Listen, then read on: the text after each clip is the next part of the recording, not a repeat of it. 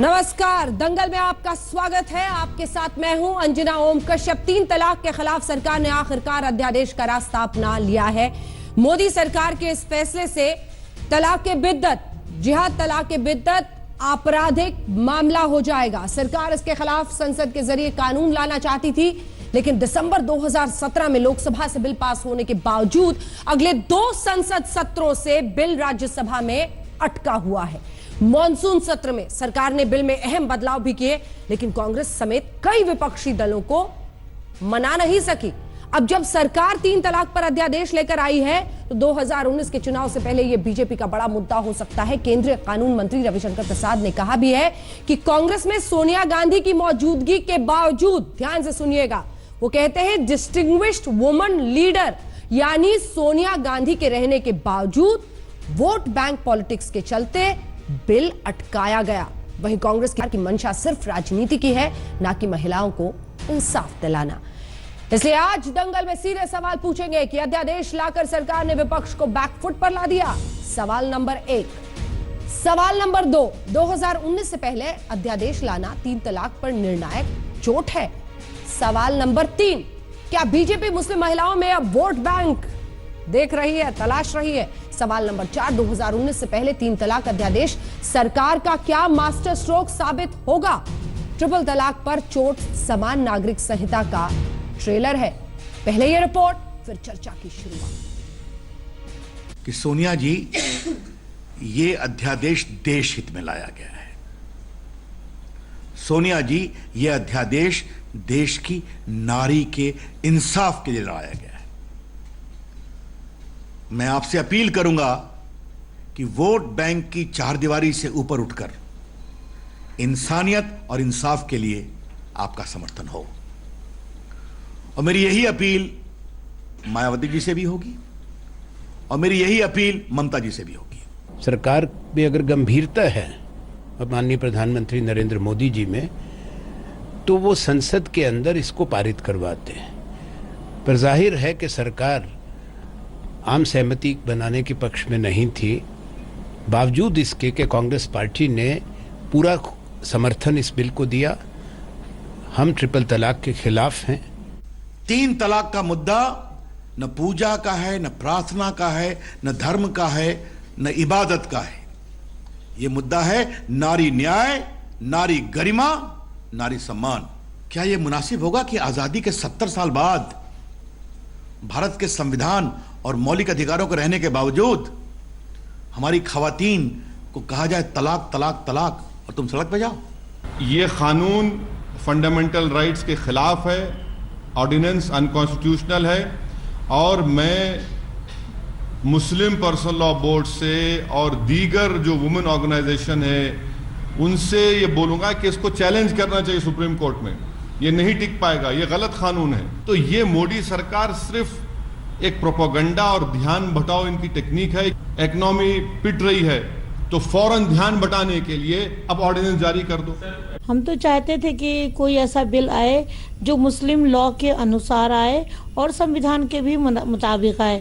तो हम इसकी उम्मीद करते हैं बीजेपी सरकार से, पार्लियामेंट के सभी रिस्पेक्टेबल मेंबर ऑफ पार्लियामेंट से, कि ये बिल को जो इस तरह से पास किया जाए कि हमारे मुसलमान बहनों के लिए शरीयत में किसी भी तरीके का दखल भी ना हो और उनको इंसाफ भी मिले और तलाक किसी भी तरीके से ट्रिपल तलाक को रोका जाए। नहीं, जितना हम लोग जानते हैं, ऑनरेबल सुप्रीम कोर्ट ने ट्रिपल तलाक इन वन सिटिंग को स्ट्राइक डाउन किया था, लेकिन उसको एक क्रिमिनल ऑफेंस बनाने की बात नहीं कही थी। और किसी भी डेमोक्रेसी में पार्लियामेंट की जिम्मेदारी होती है कि वो कानून बनाए, और अभी राज्यसभा से बिल पास नहीं हुआ।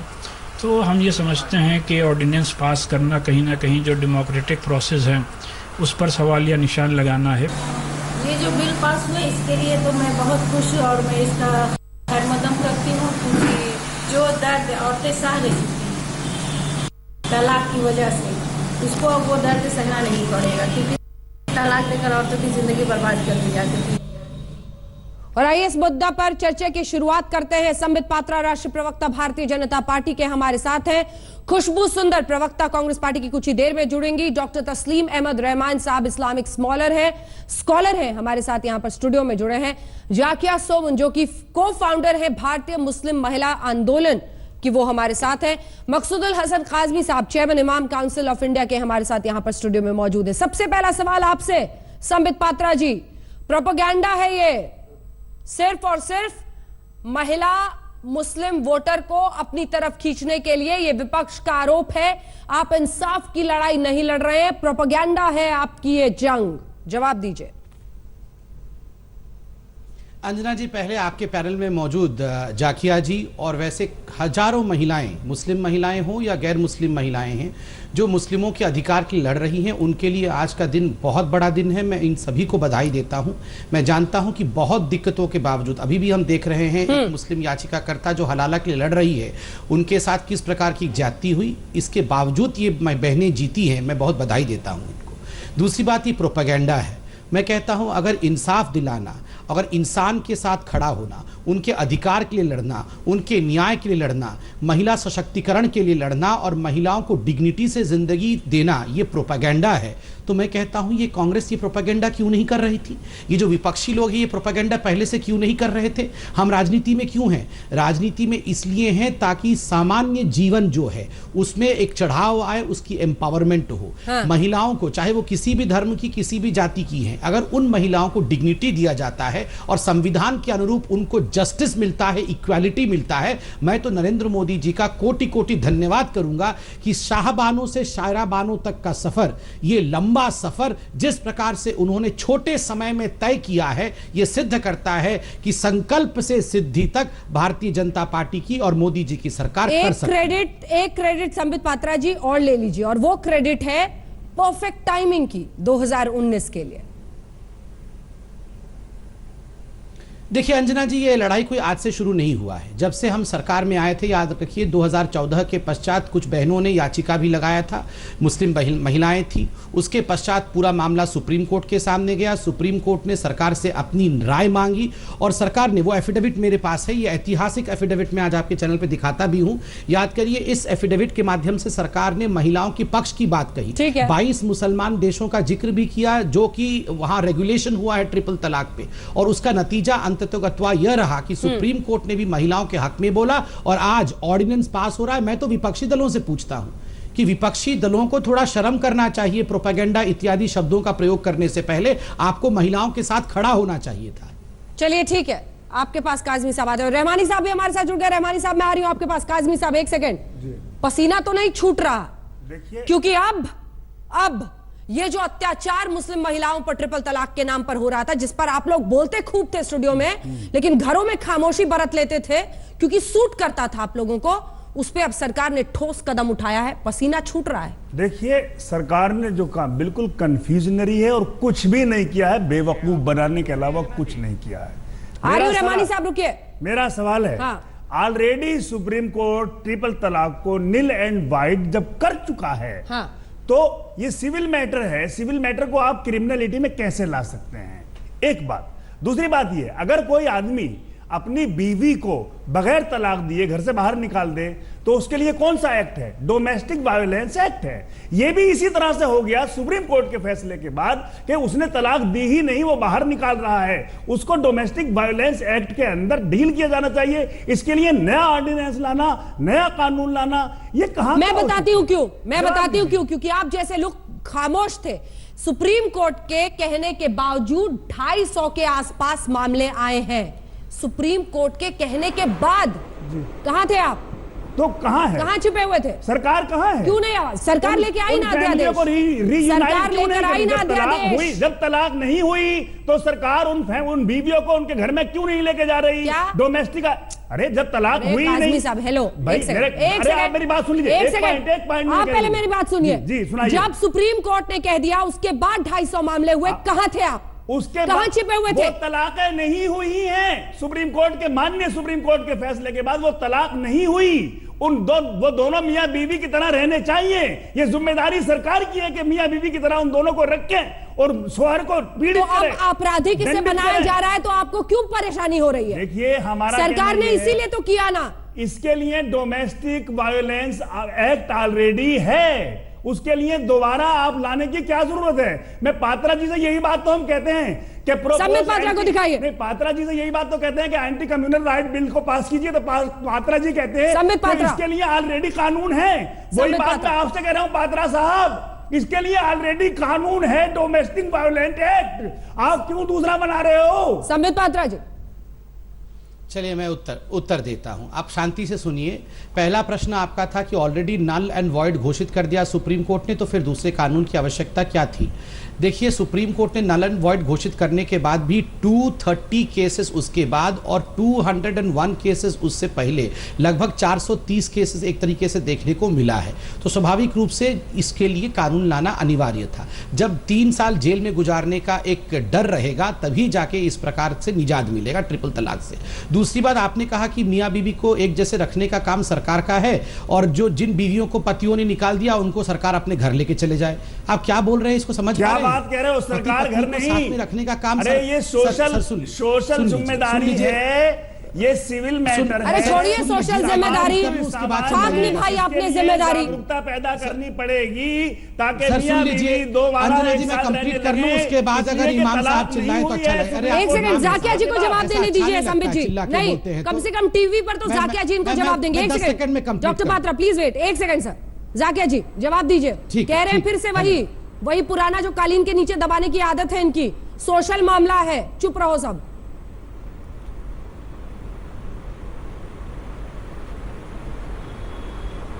अंजना जी, ये साहब चाहे जो भी कहें, लेकिन हकीकत ये है कि मुस्लिम महिलाओं को तलाक के खिलाफ कानून की सख्त ज़रूरत है और मुस्लिम महिलाएं बड़े लंबे अरसे से डिमांड कर रही हैं कि तलाक के खिलाफ, पॉलीगैमी के खिलाफ, हलाला के खिलाफ हमारे देश में कानून बनना चाहिए। बिल्कुल। और ये कानून बहुत पहले बन जाना चाहिए था, बल्कि 50 के दशक में जब देश की पार्लियामेंट हिंदू मैरिज एक्ट बना रही थी, जब क्रिश्चियन मैरिज एक्ट को सुधार कर रही थी, उस वक्त ही पार्लियामेंट को चाहिए था कि मुस्लिम मैरिज एक्ट भी बना देती और वहां ट्रिपल तलाक पे वहीं पे रोक लगा देती, लेकिन खैर अभी ऐसा हुआ नहीं। लेकिन आइडियली ये आदर्श परिस्थिति तब होती जब सारी पॉलिटिकल पार्टीज मिल के सहयोग करके, कोलैबोरेशन करके, पार्टिसिपेट करके अच्छे से अच्छा कानून दोनों हाउसेस में यूनानिमस तरीके से पास करती, तब जाके देश की महिलाओं को कहीं ये यकीन आता कि हमारे जो इलेक्टेड रिप्रेजेंटेटिव्स हैं, हमारे जो पार्लियामेंटेरियंस हैं, जो संसद में बैठे हैं, वो महिलाओं के प्रति न्याय के लिए कटिबद्ध है। सो ये हुआ नहीं है। आज की तारीख में सरकार ऑर्डिनेंस के द्वारा ये कानून ला रही है, लेकिन ऑर्डिनेंस में और कानून में फर्क होता है।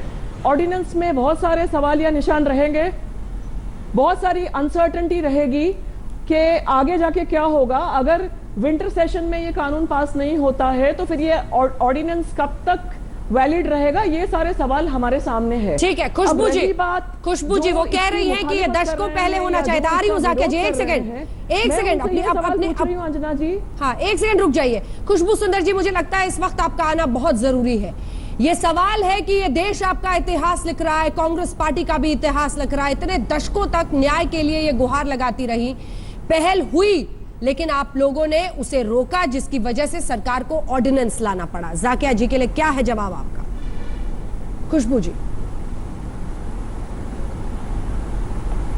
बिल्कुल नहीं, हम हमेशा यही चाहते रहे हैं कि हर औरत, चाहे वो हिंदू हो, मुस्लिम हो या किसी भी रिलीजन से बिलोंग करती हो, एक औरत को इस देश में जिस तरह से एक मर्द को हक बनता है जीने का, उस हर हक से एक औरत को जीना चाहिए।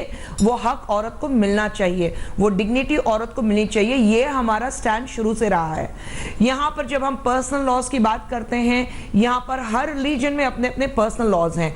यस, मुस्लिम लॉज में बदलाव लाने के लिए वक्त लगा, लेकिन ये ऑर्डिनेंस, ये जो है नल एंड वॉइड, तो ये सुप्रीम कोर्ट कर चुकी है।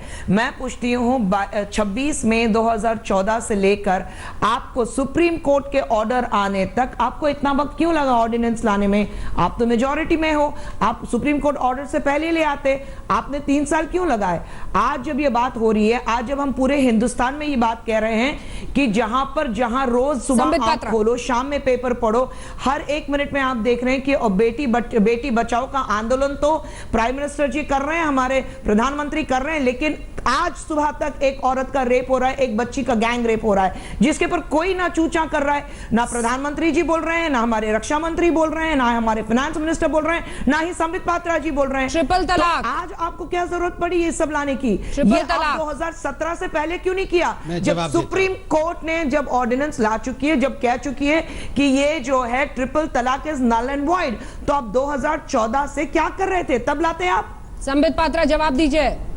वही टाइमिंग 2019 के लिए। मुझे लगता है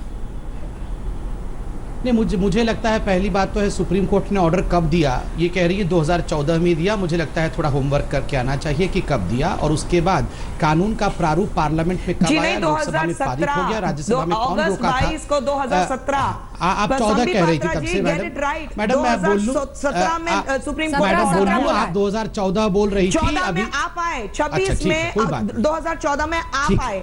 ठीक, अब सुन लीजिए मैडम, अगर आपकी अनुमति हो तो मैं बोलूं। पूरा ध्यान से सुन लिया कीजिए क्या बोलती हूं। ठीक है। अंजना जी, बड़ा आश्चर्य का विषय है कि इनका, कांग्रेस का स्टैंड है कि ये कानून तो पहले आ जाना चाहिए था, हमने इतना लेट कर दिया। ऐसे बोल रही हैं जैसे कि 50 के दशक से ये सब लेके आए थे कानून, हमने कानून खारिज कर दिया था और हम दोबारा लेके आ गए। देखिए, आज तो कांग्रेस का कोई लोकस स्टैंड ही नहीं है। मैं कांग्रेस के विषय में कोई चिंता भी नहीं करना चाहता हूं। ये तो वो शाहबानो वाले हैं ना, जब एक 70 साल की महिला को चौराहे पे निकाल कर रख दिया गया था, सुप्रीम कोर्ट के उस महिला के हक में निर्णय दिया था, तो ये वही कांग्रेसी है जिन्होंने सुप्रीम कोर्ट के निर्णय को पलट दिया था और कहा था कि हाँ, ये 70 साल की महिला का कोई अधिकार नहीं है वोट बैंक के लिए। अब मैं आता हूँ मेन मुद्दे पर, मुझे 10 सेकेंड दीजिए, इंपॉर्टेंट बात कहूँगा। जब एफिडेविट देने की बात आई, याद करिए, रेस्पोंडर के रूप में all India Muslim law board ने भी एक एफिडेविट सबमिट किया था। उसमें 3 बातें कही गई थी। उसमें कहा गया था कि ट्रिपल तलाक रहना चाहिए। क्यों रहना चाहिए? 3 कारण दिया था।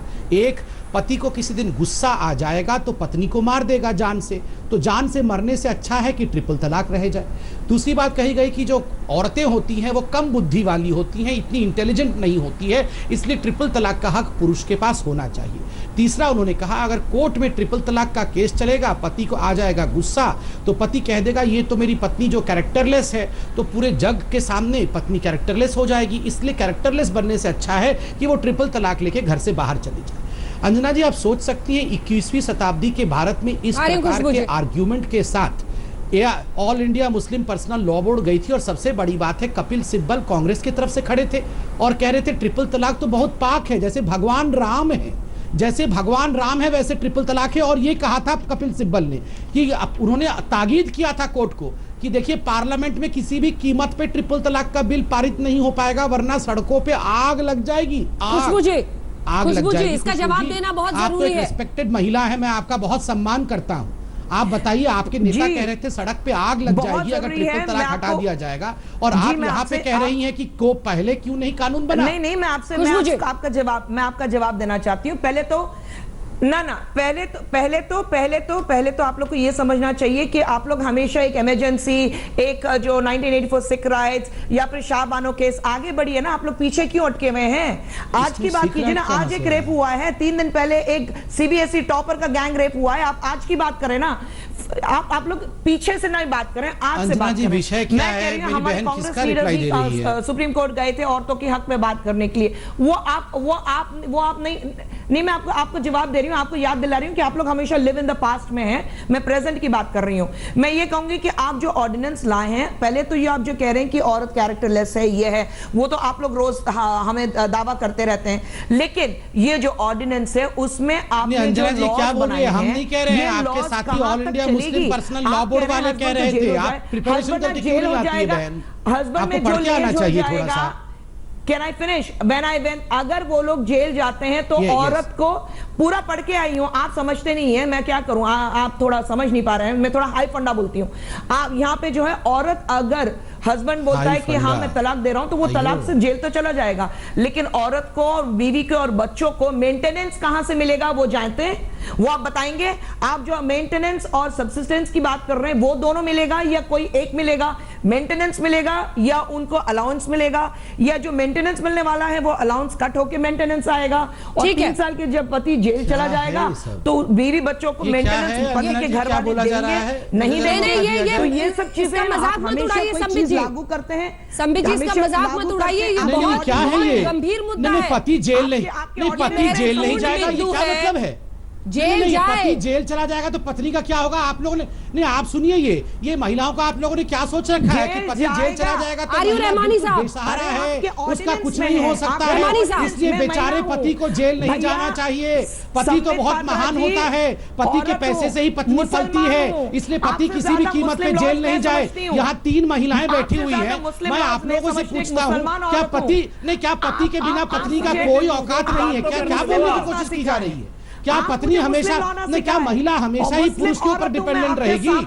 पति नहीं, हिंदू का पति भी जेल जाता है, नहीं हिंदू महिला की पति भी जेल जाता है, उसको कहां से मिलता है? मैंने तो सिंपल सा सवाल पूछा, डोमेस्टिक वायलेंस से पति जेल जाता है, उसका क्या होता है उस महिला का? सीधा सा सवाल पूछा, आपने कहा कि मुस्लिम पति जेल चला जाएगा तो पत्नी का क्या होगा? उसके लिए मैं पूछ रही हूं कि कौन देगा बच्चों को और बीवी को मेंटेनेंस? खुद रेस्पेक्टेड महिला है, आप ये बोल रही है कि पति के बिना पत्नी का कोई वजूद नहीं है, पति को जेल कैसे भेज सकते हैं? मतलब आप क्या बोल रही हैं? मैं आपके लिए कह रही हूं, मैं कह रही हूं आपसे जी, नहीं मैं आपके मुंह से निकल रहा है पति को कैसे जेल भेज सकते हैं? आप पूछ रहे हैं, मैंने तो सीधा सा सवाल पूछा। आप कह रहे हैं पति जेल जाएगा, मैं पूछ रही हूं पति जेल जाएगा तो बीवी बच्चों को मेंटेनेंस कौन देगा? वो सवाल मेरा है, उसका जवाब दें। 498 में जेल चला जाता है तो उसकी पत्नी का क्या होता है? नहीं, मैं बोल रहा हूँ अगर हिंदू पति डोमेस्टिक वायलेंस, अरे लेकिन आपके ऑर्डिनेंस में तो कुछ भी नहीं है ना, वो तो लॉज है ना। क्या होता है उसकी पत्नी का क्या होता है? मतलब हिंदू पति को जेल नहीं भेजना चाहिए तो आप ये ऑर्डिनेंस क्यों ला रहे हैं? बच्चों को पाल नहीं पाएगी। कहें कि हमारा ऑर्डिनेंस बिल्कुल सही है, कोई अगर हिंदू या मुसलमान कत्ल कर देता है तो उस आदमी को जेल नहीं भेजना चाहिए। एक सेकंड तंजीम रहमानी साहब, रहमानी साहब बच्चों का क्या होगा? रहमानी साहब, एक सीधा सा सवाल क्या इस सवाल के आड़ में छुपना सही है कि उस महिला के लिए क्या किया जा रहा है? उस महिला को आर्थिक सहायता दी जाए, इसकी आड़ में छिपना सही है क्या? क्योंकि ये सही है जो संबित पात्रा कह रहे हैं कि अगर हिंदू धर्म में भी महिलाओं के साथ ऐसा होता है तो उनके लिए अलग से कोई आर्थिक व्यवस्था तो सरकार करती नहीं है। का ये ऑर्डर आया था तब हमने उसका समर्थन किया था। इससे पहले पर्सनल लॉ बोर्ड ने जो हलफनामा दाखिल किया था उसकी शदीद मुखालफत की थी। सुप्रीम कोर्ट के फैसले को वेलकम किया था। कानून आना चाहिए इसको भी वेलकम किया था, लेकिन कानून को इस तरीके से जितने अमेंडमेंट दिए गए, पार्लियामेंट की डेमोक्रेसी है ये, लोकसभा में आपने नंबर के बल पर एक फॉल्टी बिल को पास करवा लिया, राज्यसभा में अपोजिशन ने उस पर बहुत सारे एतराजात किए। अब ये हाई हैंडेडनेस है सरकार की कि अपोजिशन के एतराजात को, अमेंडमेंट्स को लोकसभा में तो कांग्रेस ने समर्थन किया था, आप अपना वर्चस्व साबित करने के लिए ऑर्डिनेंस का सहारा ले रहे हैं। आप पार्लियामेंट में कांग्रेस ने भी समर्थन किया था, क्यों नहीं लाते? आप बहस क्यों नहीं करना चाहते? आप एक सिविल एक्ट को क्रिमिनलाइज बना के किसका, ये बिल्कुल पॉलिटिकल गिमिक है, मुस्लिम महिलाओं का हित नहीं है। फैक्ट नंबर 1, जो सबका साथ सबका विकास की बात करते हैं, मिस्टर रहमानी सिर्फ मुस्लिम महिलाओं के पीछे क्यों पड़े हैं? मिस्टर रहमानी, महिलाओं पे, क्रिश्चियन महिलाओं पे, सिख महिलाओं पे कोई अत्याचार नहीं हो रहा? मुझे लगता है कि इशू को आप समझ नहीं रहे हैं। सरकार है ये, अनडेमोक्रेटिक सरकार है। हम चाहते हैं बिल आए, लेकिन बिल में जो अमेंडमेंट है मिस्टर रहमानी को आवाज नहीं जा रही क्या? करती सरकार कान में आवाज नहीं जा रही सर, क्यों नहीं डिबेट करती? मिस्टर रहमानी, कुछ दिन पहले लॉ कमीशन ने कहा है उस पर आवाज जा रही है। मिस्टर रहमानी को चेक कीजिए। मिस्टर रहमानी अगर आवाज जा रही है तो काउंटर क्वेश्चन सुना कीजिए sir. Mister Rahmani, fact number 1, Lok Sabha में कांग्रेस ने इसका समर्थन किया था। फैक्ट नंबर 2, राज्यसभा में इसे पास नहीं होने दिया जा रहा था। फैक्ट नंबर 3, मुस्लिम महिलाओं के पीछे नहीं, उन मर्दों के पीछे जो तलाक़े बिद्दत का इस्तेमाल करके कभी गुस्से में, कभी पागलपन में, कभी फितूर में महिला को समझते हैं कि घर से बाहर निकालने वाला कोई सामान है, खत्म हो चुका और इसीलिए बिद्दत को नल एंड वाइट कर लेकिन उसके बाद फिर 230 से ज्यादा तलाक कैसे हुए? सवाल की कोई गुंजाइश नहीं रही है। जवाब दीजिए। बिद्दत को रिजेक्ट कर दिया गया है तो सुप्रीम कोर्ट के फैसले के बाद 230 जो केसेस है उसकी जवाबदेही क्या रहमानी साहब लेंगे? बहस नहीं रही, अब बहस बिल की है कि इस बिल में जितनी डिस्क्रिपेंसीज हैं उनको रिमूव करना जरूरी है। तो मैं कांग्रेस की बात नहीं करना चाहता, कांग्रेस का डुअल कैरेक्टर रहा है हमेशा, हमने उसको भी क्रिटिसाइज किया है। बरेली की निदा खान, सुनिए सर, रहमानी साहब आपकी बड़ी परेशानी है सर, आप सुनते नहीं है, आप सुनते नहीं है सर। बरेली की निदा खान वो ट्रिपल तलाक के खिलाफ लड़ाई लड़ रही थी, यही सुप्रीम कोर्ट के फैसले के बाद उनके खिलाफ फरमान जारी कर दिया गया।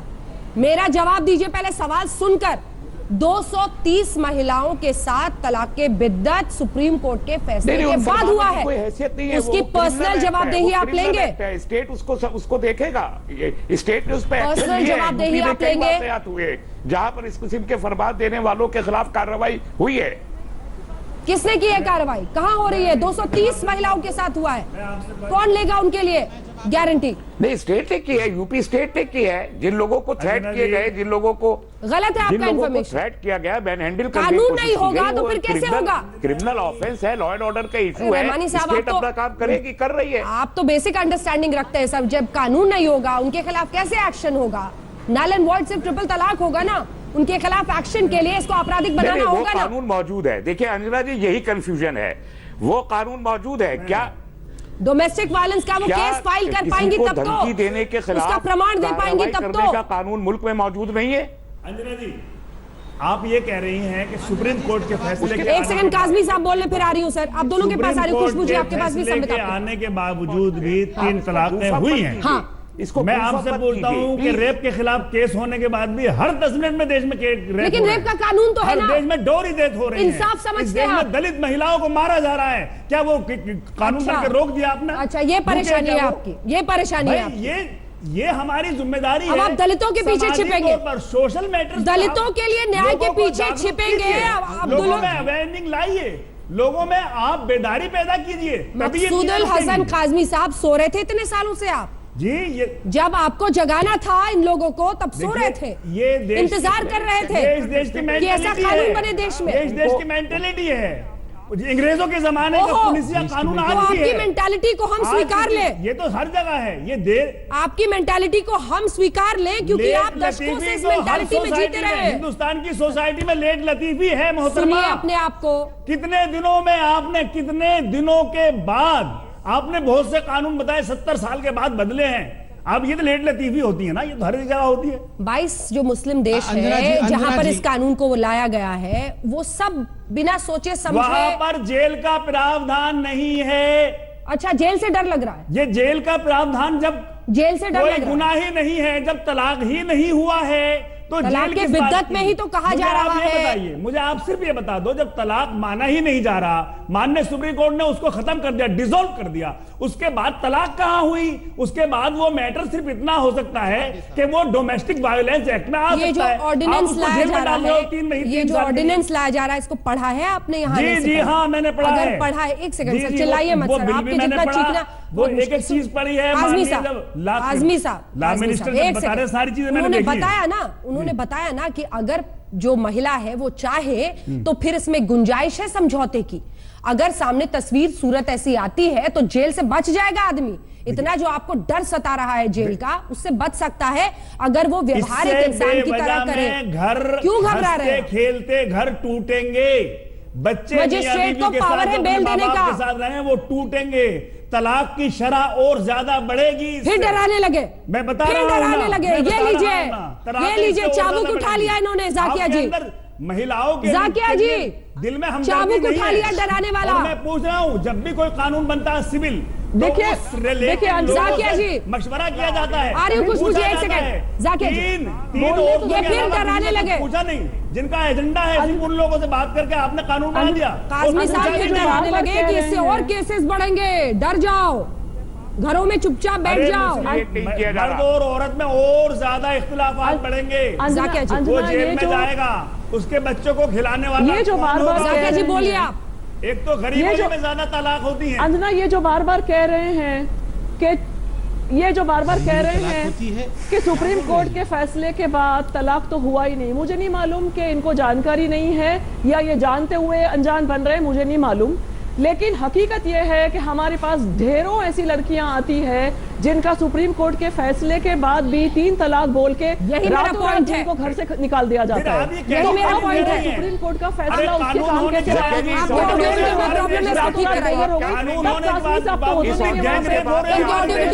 कानून होने के बावजूद भी डोरी देश रोजाना डोरी का जो शराय बढ़ रही है। सुनिए मिस्टर मकसूदुल हसन काज़मी जा रहा है वो बढ़ रहे हैं। मिस्टर मकसूदुल हसन काज़मी साहब मेरी बात सुनिए। ये हिमाकत आज तक के स्टूडियो में आप कीजिए मत दोबारा। जहां आप रेप और ट्रिपल तलाक को एक पैमाने पर रख रहे हैं, बंद कीजिए ये हिमाकत।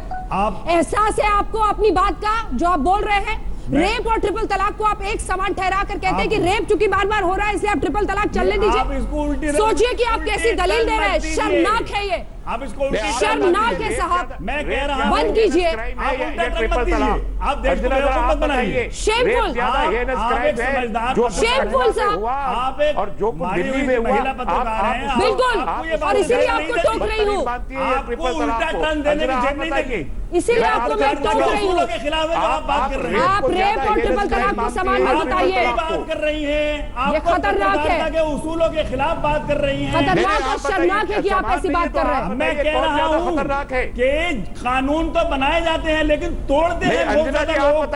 हमारी जिम्मेदारी है, समाज की जिम्मेदारी है कि लोगों में जागरूकता पैदा करें। आप बता दीजिए। ये देखिए खुशबू सुंदर जी, ये परिस्थिति है। खुशबू सुंदर जी, दोनों चीजें गलत है, ये परिस्थिति है, दोनों चीजें क्रिमिनल है बिल्कुल। और खुशबू सुंदर जी देखिए ये परिस्थिति है, और परिस्थिति ये है कि चूंकि रेप कानून होने के बावजूद भी बार बार हो रहा है इसलिए ट्रिपल तलाक चलने दीजिए। रेप से ज्यादा खुलकर नहीं बोलना चाहिए क्या? अंजना जी आपने खुद एक सवाल क्रिएट कर दिया है। आपने एक सवाल पैदा कर दिया है। रेप करके खत्म करना, कठुआ और उन्नाव जैसे वाकयात का, निर्भया जैसे वाकयात का। चलिए सब लोग थोड़ी सी सांस ले लें, एक बार जल्दी से आपको सुना देते हैं। अंजना जी एक सेकंड मैं आ रही हूँ। खुशबू जी एक बार जरा सब लोग सांस ले लें क्योंकि सब लगातार एक साथ बोल रहे हैं। रविशंकर प्रसाद कानून मंत्री ने पहले 15 अगस्त को नरेंद्र मोदी प्रधानमंत्री ने लाल किले के प्राचीर से वोट बैंक के दबाव में कांग्रेस पार्टी ने समर्थन नहीं दिया, और हमारा स्पष्ट आरोप है कि सोनिया जी ऐसी वरिष्ठ महिला नेत्री होने के बावजूद महिलाओं के खिलाफ इतना बड़ा दमनकारी 3 तलाक चलता है और वो खामोश रहती है। सोनिया जी, ये अध्यादेश देश हित में लाया गया है। सोनिया जी, ये अध्यादेश देश की नारी के इंसाफ के लिए लाया गया है। मैं आपसे अपील करूंगा कि वोट बैंक की चारदीवारी से ऊपर उठकर इंसानियत और इंसाफ के लिए आपका समर्थन हो। वोट बैंक की चारदीवारी से ऊपर उठकर, वो वोट बैंक की पॉलिटिक्स को छोड़कर इंसाफ और इंसानियत के लिए, महिलाओं के हक के लिए सोनिया गांधी बोले। ये सीधा आरोप लगा रहे हैं रविशंकर प्रसाद। खुशबू सुंदर जी, इस पर रविशंकर प्रसाद जी को खुद भी अमल करना चाहिए पहले। आरिफ रहमानी साहब इसके बाद खुशबू जी को बोल लेने दीजिए। बड़ा मजाकिया लगता है ये जब रविशंकर प्रसाद जी ये कहते हैं, क्योंकि आज से 2 साल पहले जब सोनिया गांधी जी चल कर गई थी 33% लाने के लिए औरतों के लिए, तो उस वक्त का तो अभी तक उसका जवाब आया नहीं है। तो आज महिलाओं के लिए जब रविशंकर प्रसाद जी बोलते हैं तो बड़ा मजाकिया लगता है। सबसे ज्यादा औरतों का मजाक ये लोग उड़ाते रहते हैं। और आप जो कह रही थी, इतनी देर से हम सुन रहे थे, जो कह रही थी कि सुप्रीम कोर्ट के ऑर्डर आने के बावजूद 2017 में अगस्त में जब सुप्रीम कोर्ट का ऑर्डर आया था दैट ट्रिपल तलाक इज नल एंड वॉइड, उसके बावजूद 230 केसेस ट्रिपल तलाक के हम देख चुके हैं।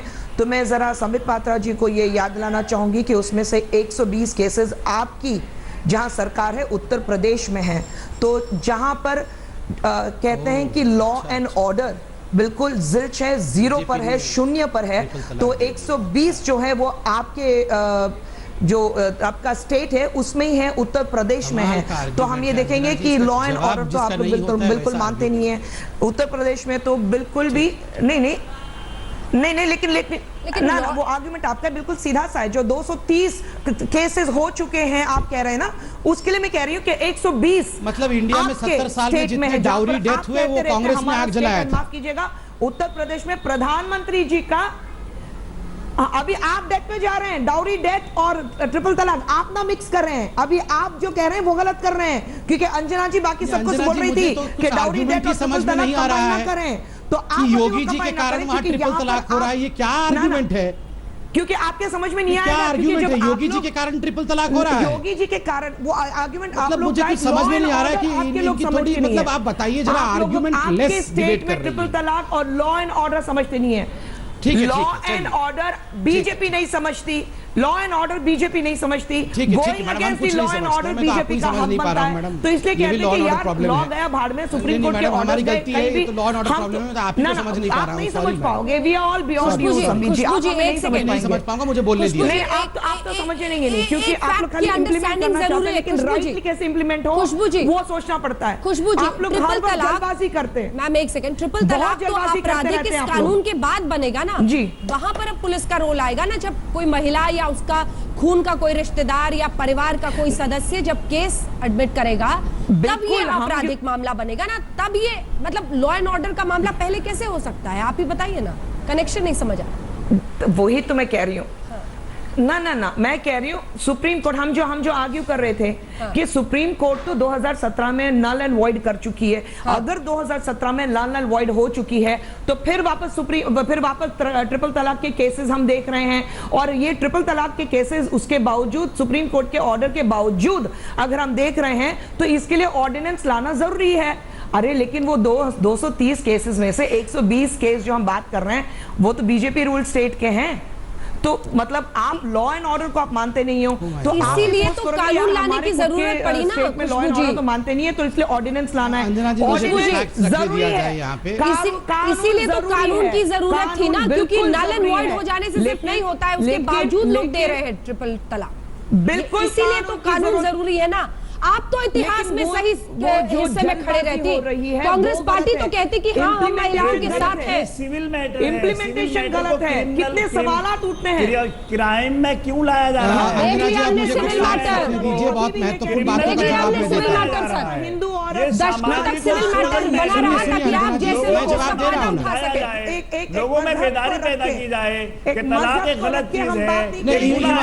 मैं इमाम साहब का जवाब देना चाहता हूँ और तथ्यों के आधार दे रहा हूं। अंजना जी सुनिए, वो एक वुमेन के एम्पावरमेंट होती है, किसी मजहब की एम्पावरमेंट नहीं होती, एक मर्द को जेल में किसी मजहब की एम्पावरमेंट। अच्छी अच्छाई बनी बनाई फैमिली किसके लिए? अभी जिस महिला को ट्रिपल तलाक मिलता है उसके लिए अच्छी फैमिली, क्या बात कर रहे हैं? जेल होगी। सती प्रथा को आपराधिक किया गया या नहीं? अगर मर्द गलती करता है तो उसको जेल होगी। मियां बीवी अंजना जी सुनिए, मैं जवाब देता हूँ, एक एक विषय का जवाब देता हूँ, मुझे मौका दिया जाए। मुझे तो लगता है कि मैं 4 घंटे में बैठ जाऊंगी, आप समझना नहीं चाहते, ऐसे लोगों को क्या समझाया जा सकता है? उसके साथ जो सवाल उठते हैं, अंजना जी मैं जरा कुछ फैक्ट्स रखना चाहूंगा, प्लीज मुझे मौका दिया जाए। देखिए जो कुछ प्रश्न यहाँ उठे हैं, जनता तक ये प्रश्नों का उत्तर जाना चाहिए। मैंने लिखित रूप में लिखा है, मैं उत्तर देता हूँ। किसी ने यहाँ एक खुशबू जी सुन लीजिए, कुछ लोगों ने यहाँ प्रश्न उठाया। प्रश्न था कि देखिए ट्रिपल तलाक तो ऑलरेडी बैन हो गया सुप्रीम कोर्ट से, तो कानून लाने की आवश्यकता क्या है? याद करिए सुप्रीम कोर्ट ने डोमेस्टिक वायलेंस भी बैन किया हुआ है। सुप्रीम कोर्ट नहीं कहती है कि डोमेस्टिक वायलेंस करना चाहिए, मगर डोमेस्टिक वायलेंस पर भी कानून है। सुप्रीम कोर्ट नहीं कहती है कि डाउरी हो देना चाहिए, उस पर भी बैन है, मगर फिर भी लोग करते हैं, तो इसीलिए तो कानून आती है। जो कानून उसी पे आती है जिसको कि तोड़कर लोग आगे बढ़ते हैं, रिस्ट्रेन करने के लिए, डिटरेंट सिद्ध करने के लिए कानून आता है, ताकि दूसरे लोग ना करें। दूसरी बात, यहाँ प्रश्न उठाया गया कि ये सिविल मैटर है, इसको क्रिमिनल कैसे करना? एक उदाहरण देता हूं, शादी सिविल मैटर है आप कहते हैं जी, वो डिटरेंट तो आपके स्टेट में है। मैडम ठीक है मैडम, मतलब आपका कहना है कि जो मुसलमान उत्तर प्रदेश में है, क्योंकि वो बीजेपी रूल स्टेट में है, वो अच्छे मुसलमान नहीं है, यही आप कह रही हैं ना? हो सकता है, मुझे नहीं पता है, मैं इस पे कमेंट नहीं करूंगा। मैं इतना कहना चाहूंगा कि आप देखिए एक सवाल यहाँ पूछा गया, ये तो बेहुदी सोच आपकी है। यहाँ पर औरत की बात हो रही है, वो हिंदू मुस्लिम नहीं, मैं सिर्फ एक औरत के नाते बोल रही हूँ। तो ट्रिपल तलाक तो हिंदू मुसलमान ही हो। ठीक है, सुन लीजिए, पहली बात मैं कह रही हूं, यहाँ पर एक बड़ी बात सिविल मैटर्स को उठाया गया। ठीक है, यही से चर्चा आगे लिए चलेंगे। ये सही कि सिविल मैटर है, आपराधिक क्यों कर दिया है, यही इनका दर्द है, यही पीड़ा है कि जेल चला जाएगा। इतिहास नए सिरे से आज देश में दर्ज हुआ है। मुस्लिम महिलाओं के लिए न्याय की लड़ाई, अधिकार की लड़ाई में तलाक के बिद्दत, ट्रिपल तलाक से उन्हें बड़ी राहत के संकेत, क्योंकि सरकार अब अध्यादेश के जरिए इसे गैर कानूनी और आपराधिक बना रही। बहरहाल दंगल में इतना ही। लेटेस्ट खबरों के लिए यूं ही देखते रहिए आज तक और इस वीडियो के पसंद आने पर लाइक, शेयर और सब्सक्राइब करना ना भूलें।